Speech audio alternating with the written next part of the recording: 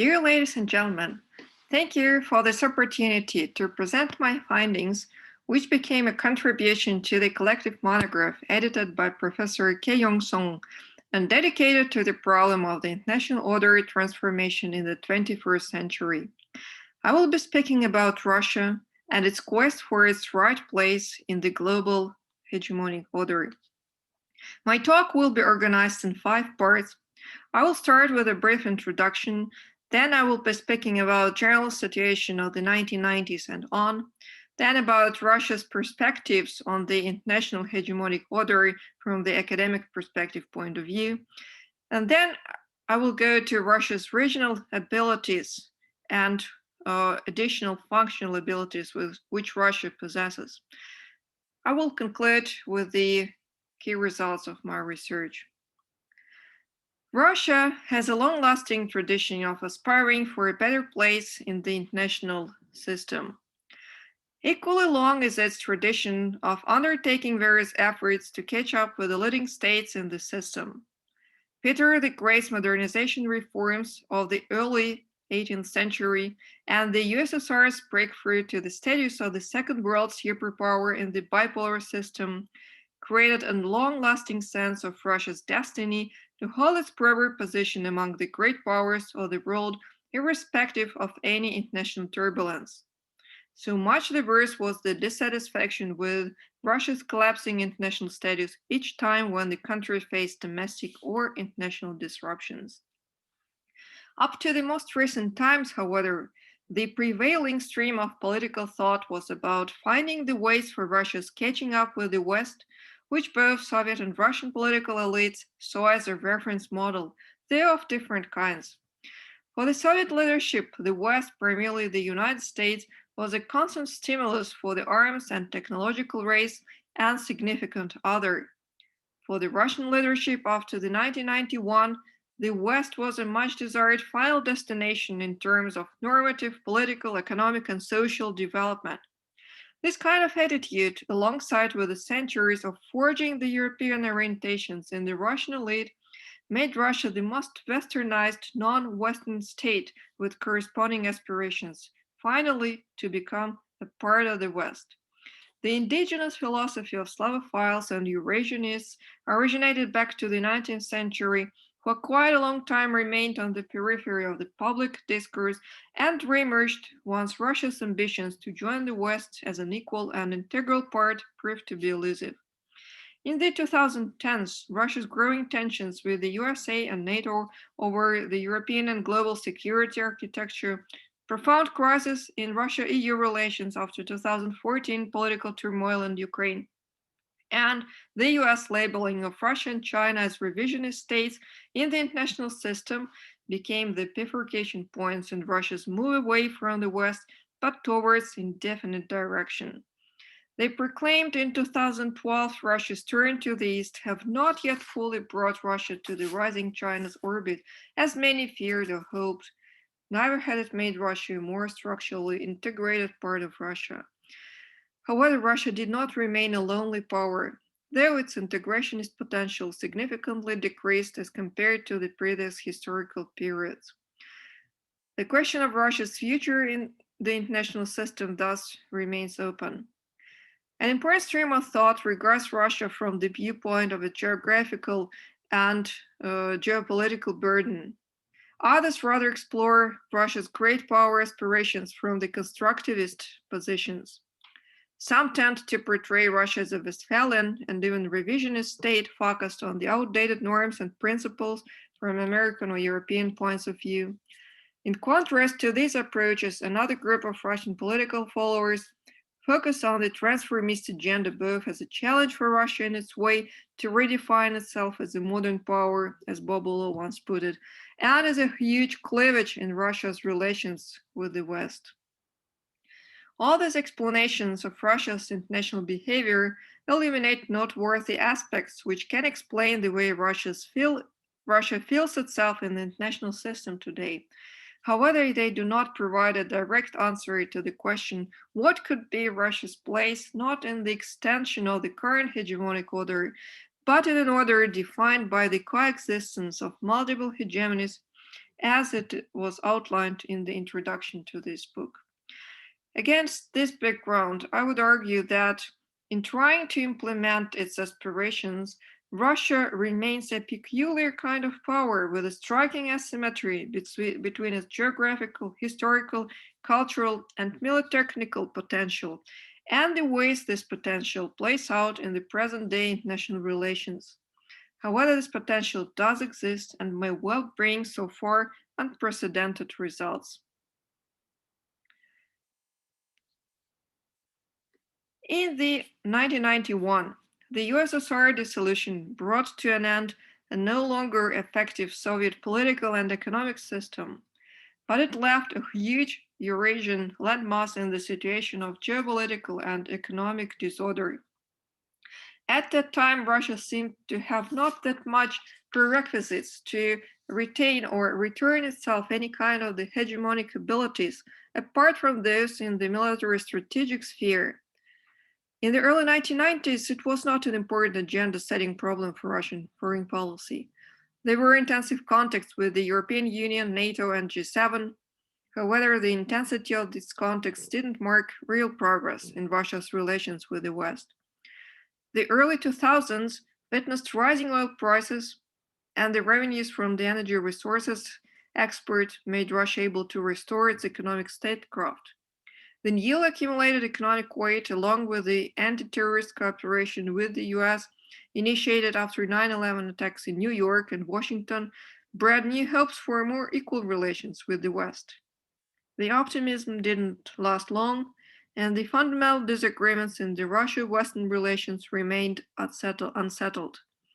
In 2007, in his speech at the Munich Security Conference, Russian President Putin indicated the main pain spots in these relations originated from what he described as a unipolar world. From the viewpoint of the Russian domestic discourse, this speech just articulated and sharpened the discontent with the West and its unilateral actions in Yugoslavia and Iraq, already present in Russia for several years.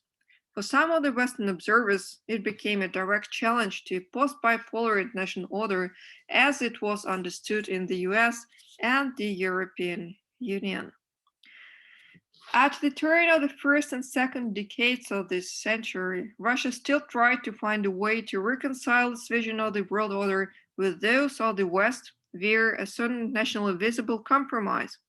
Russian foreign policy concept of 2008 stressed the importance of building a collective leadership in the world through strengthening G8 and its informal relations with its partners, with BRIC, the SCO, and Russia-India-China dialogue mechanism. Two proposals were directed to Europe and the Asia-Pacific region, dealing with the inclusive security architectures. However, Vladimir Putin's re-election to his third term in 2012 and the growing contradictions between Russia and the EU over Ukraine's political and economic orientations resulted in a full-scale crisis on Russia's Eastern European front. The US and EU sanctions imposed on Russia after 2014 crisis in Ukraine and Crimea's referendum to join Russia, and Russian counter-sanctions terminated the majority of American and European contacts with Russia. Russian political and economic elite, meanwhile, started to realize that relatively smooth return to the normal relations with Europe of a pre-Crimean format was hardly possible. The idea of Greater Eurasia became a discursively important alternative to cooperation with the West. And the end of the second decade of the century witnessed the start of not only political, but also normative, economic, and partially financial decoupling of Russia from Europe. So how all these developments were perceived through the lens of Russian academic debate concerning the future of the world international order. The focus of many assessments was on the rising complexity as well as interconnections at the global, regional, and trans-regional levels. These interconnections, however, became distorted by the Sino-American contradictions and increasing cleavages in the relations between Russia and the so-called collective West, meaning the USA and the European Union. An important aspect complicating these processes even further concerned the transforming nature of the global leadership and hegemony.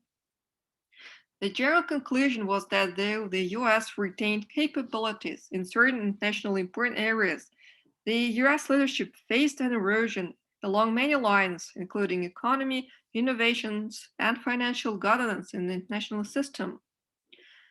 What kind of world order was coming instead? Opinions varied from very general statements about the polycentric system to the predictions that the constellation of the international regions might well become the prototype of this polycentric system. So, what can be said about Russia's capabilities to play a role in the new kind of the international order? Formally, Russia is not at the top of the list of the world economic powerhouses. Equally, it is not in the bottom of this list as well. In 2019, it occupied the 11th position among the countries with the largest gross domestic product. It ranked number 9 in the group of countries with the biggest population. In the 2019 version of the UN Human Development Report, Russia occupied the 49th place as a country with a very high human development, and the report fixed the positive dynamics. Geographically, Russia remains the largest country on Earth, while its maritime boundaries stretches for more than 38,000 kilometers, providing Russia with an access to vast maritime domains belonging to several oceans, the Arctic, the Atlantic, and the Pacific. In the meantime, the necessity to retain its relative economic competitiveness and security of its borders resulted in the general understanding that Russia needed to revive itself domestically, paying more attention to its huge underdeveloped areas of Siberia and the Far East, and regionally as an economic center of gravity. With the emergence of the Eurasian Economic Union in 2015, Russia's immediate sphere of functional interconnections with the neighbors received one more contour and thus resulted in a set of complementary security and economic relations. They included the common state with Belarus, economic integration process with Belarus, Armenia, Kazakhstan, and Kyrgyzstan under the EEU framework, the security dialogue with Kazakhstan, Uzbekistan, Kyrgyzstan, and Tajikistan in the framework of the Shanghai Cooperation Organization, and security cooperation under the Collective Security Treaty Organization umbrella with Armenia, Belarus, Kazakhstan, Kyrgyzstan, and Tajikistan. The flexibility of Russia-led organization of Eurasia did not resemble any kind of the Soviet-type system, though it relied on the background of shared past and socio-cultural orientations. Other areas of Russian active, though functionally different presence, include Arctic and the Middle East. While the former became a concentration of new and even innovative economic and infrastructure activities of Russia with Chinese involvement, the latter played a role of testing ground for the new type of Russian military technologies. The areas of Russian relative competitive advantages also included space exploration and certain types of technologies, including those in the energy sphere, IT, and cybersecurity. During the past decade, Russia, alongside with the BRICS partners, also generated a number of global governance innovations. In certain spheres and areas, Russia's advancement, of course, became much less possible. Russia faced serious ideological contradictions with Europe, while in the Asia-Pacific front, a new geopolitical construct of the Indo-Pacific with its leading American version reminded Russian political elite about American security alliances in the region. Coming to the conclusions. There are multiple evidence that depending on the situation, Russia can play different international roles, and it is short-sighted to label Russia either as a revisionist or as a traditionalist power. Thus, one can consider it as a maintainer of the existing international order in the form of the UN system. It would be equally true to state that Russia is an advocate of search for alternative global governance institutions, which could mitigate its dissatisfaction with the West, and for this reason, G20 and BRICS are considered to be more important than G7. Soviet legacy of technological and strategic arms development makes it a likely candidate to occupy the niche of alternative or third force in case certain countries or regions of the world will find the dilemma of choosing between the USA and China too pressing. In the coming decades, Russia may not expand its influence exponentially, but it can definitely retain its partial hegemonic status in several sectors, including military strategic technology, space exploration, natural resources, and finally its own huge landmass, which remains in many respects the world's last frontier. In terms of new international order of multiple hegemonies, Russia's cooperative or antagonistic position vis-à-vis other hegemons in the international system will also contribute to the overall constellation of powers, as well as the efficiency or dysfunction of the global governance institutions. Ladies and gentlemen, thank you for your attention.